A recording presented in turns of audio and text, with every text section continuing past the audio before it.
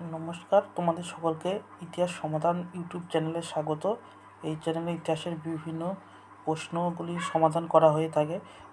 Subscribe করে রাখুন ভবিষ্যতে এই সংক্রান্ত ভিডিও আরও পাওয়ার জন্য। তো আজকে আমরা আলোচনা করব সপ্তম শ্রেণীর সেকেন্ড সামেটিভ হিস্ট্রি টেস্ট বেহালা গার্লস হাই স্কুলের। ওকে, চলো তাহলে শুরু করা যাক আজকের পর্ব। প্রথম প্রশ্ন, সিরি নামে নতুন শহর কে নির্মাণ করেন? উত্তর, আলাউদ্দিন খলজি। তিনি খলজি বংশের সুলতান ছিলেন। দ্বিতীয় প্রশ্ন, আমুক্ত মাল্লাদা কোন ভাষায় লেখা? তেলেগু ভাষায় লেখা। এই বইটি কে লেখেন? এটি লেখেন কৃষ্ণদেব রায়। ভারতের প্রথম মুঘল বাদশাহ কে ছিলেন? ভারতের প্রথম মুঘল বাদশাহ ছিলেন বাবর। আশীর্বাদ দুর্গটি কোথায় অবস্থিত ছিল? মধ্যপ্রদেশ রাজ্যের বুরহানপুরে। ইলতুৎমিশ খলিফার থেকে অনুমোদন পান 1229 সালে। দরবারের সিজদা ও পাইবাস চালু করেছিলেন গিয়াসউদ্দিন বলবন। সিজদা ও পাইবাস এই দুটি প্রথাই ছিল পারসিক প্রথা। দিল্লিতে 4টি বড় বাজার ছিল কার আমলে? এই প্রশ্নের উত্তরটি আমিও পাইনি, আমারও জানা নেই। পানিপথের প্রথম যুদ্ধে বাবর পরাজিত করেন ইব্রাহিম লোদিকে। তো 1526 খ্রিস্টাব্দে এই পানিপথের যুদ্ধ হয়। বাবর ও ইব্রাহিম লোদির মধ্যে ইব্রাহিম লোদি পরাজিত হয়।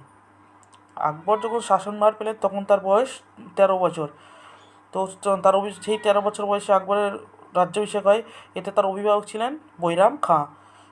কুল নীতি বলতে বোঝায় সকলের প্রতি সহনশীলতা। এই নীতি আকবর প্রবর্তন করেছিলেন।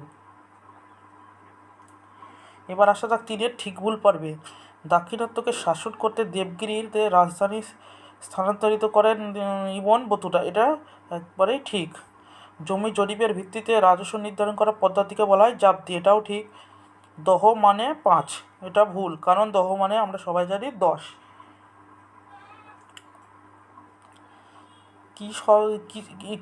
চারের এটা কি শব্দের রয়েছে? কেলাবে কৃষকদের সাহায্য করার জন্য মোহাম্মদ বিন তুগলক তকাবির ইন্দাল প্রকল্প চালু করেন।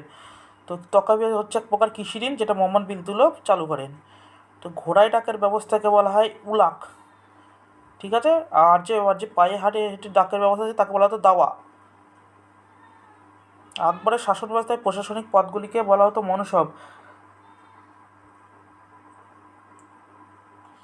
এবার আসা যাক মিলানো পর্বে।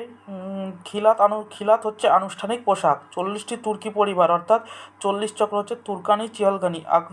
দ্বিতীয় আকবরনামার লেখক হচ্ছে ফজল আল্লামি। 4 নম্বর প্রশ্ন, চিরাগি দিল্লির বলা হতো শেখ নাসিরুদ্দিনকে। দিনেমারের একটি কুঠি ছিল শ্রীরামপুর। তো এক্ষেত্রে দিনেমার হয়ে যাবে শ্রীরামপুর।